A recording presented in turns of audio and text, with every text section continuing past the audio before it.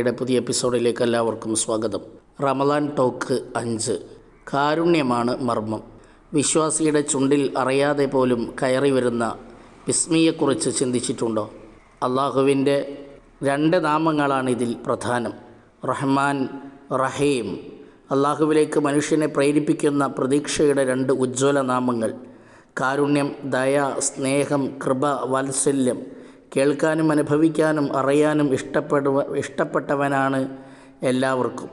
എന്നാൽ അള്ളാഹു ഇതെല്ലാമാണെന്ന നിരന്തരമുള്ള പറച്ചിൽ എത്ര വലിയ പ്രതീക്ഷയാണ് മനുഷ്യന് നൽകുന്നത്.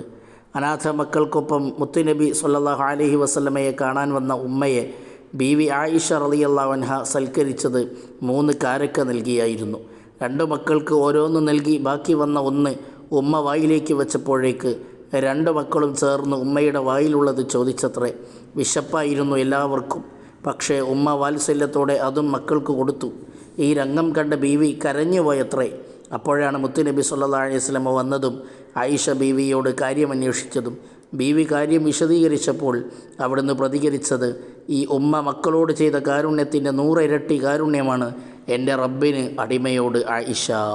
അള്ളാഹുവിൻ കാരുണ്യമില്ലെങ്കിൽ ഭൂമിയിൽ എല്ലാവരും യതീമുകൾ എന്ന പാട്ടിലെ വരികളിലേക്ക് ഒന്ന് ഇറങ്ങി നോക്കൂ. കാരുണ്യത്തിൻ്റെ ലോകമാണ് എല്ലാവർക്കും ഇഷ്ടം. ക്രൂരതയുടെ ലോകത്തെ വെറുക്കാത്തവരാരുമില്ലല്ലോ. എങ്കിൽ ഇതാ കാരുണ്യം ചോദിക്കാനും തരാനുമായിട്ടുള്ള ദിനരാത്രങ്ങളിലൂടെയാണ് നാം സഞ്ചരിക്കുന്നു. ഉള്ളറിഞ്ഞ ചോദ്യങ്ങളാണ് വഴി. കൈനിറയെ കോരിത്തരാൻ കാരുണ്യവാൻ ഒരുങ്ങി നിൽക്കുകയാണ്.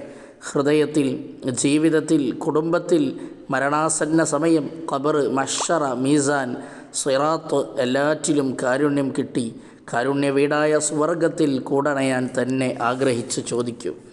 കാരുണ്യത്തിൽ നീരുറവയുണ്ടാകേണ്ട ഹൃദയത്തിൽ വരൾച്ച ബാധിക്കുമ്പോഴാണ് ക്രൂരത വിനോദമാവുന്നത്. പെറ്റുമ്മയുടെ മൃദുലമായ കഴുത്തിൽ കത്തിവെക്കാൻ മാത്രം മൃഗീയത നിറയുന്നത് നിങ്ങളെ ഭീതിപ്പെടുത്തുന്നില്ലേ? സഹപാഠിയുടെ ശരീരം അതിക്രൂരമായി വേദനിപ്പിച്ച് ആ വേദനയുടെ കണ്ണുനീർ കാണുമ്പോൾ ആഹ്ലാദിക്കാൻ കഴിയുന്നവരായി കുട്ടികൾ മാറുന്ന വാർത്ത നിങ്ങളെ അസ്വസ്ഥരാക്കുന്നില്ലേ? സ്വന്തം ഭർത്താവിന് വിഷം കൊടുത്ത് ഇഞ്ചിഞ്ചായി കൊന്നു തീർക്കാൻ മാത്രം കുടിലമായ മനസ്സുള്ള സ്ത്രീജന്മങ്ങൾ നിങ്ങളിൽ നിരാശ പടർത്തുന്നില്ലേ? ഭക്ഷണത്തിന് വേണ്ടി കൈനീട്ടുന്ന പിഞ്ചുമക്കളിലേക്ക് ബോംബ് വർഷിച്ച് രക്തമുറ്റി കുടിക്കുന്ന പൈശാചിക ലോകത്തെക്കുറിച്ച് ചിന്തിച്ച് നിങ്ങൾക്ക് കരച്ചിൽ വരുന്നില്ലേ? എങ്കിൽ പരിഹാരമുണ്ട്. കാരുണ്യമുള്ള ഹൃദയങ്ങൾ രൂപപ്പെടാൻ ആത്മാർത്ഥമായ പ്രാർത്ഥന തന്നെ.